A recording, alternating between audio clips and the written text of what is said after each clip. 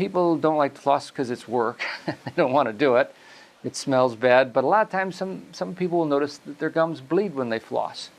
The lining of the skin around the gums is gone because of the plaque that's underneath the gum line. And when they put the floss up or anything up in there, it starts bleeding and they panic and they think that they've hurt their gums by flossing, or flossing's bad for some reason.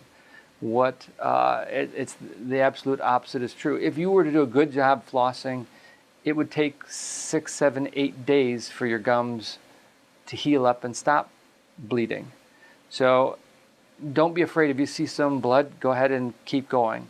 It'll take a week, but your gums will heal up. If you stop flossing, about a week later, they'll start bleeding just like they did before.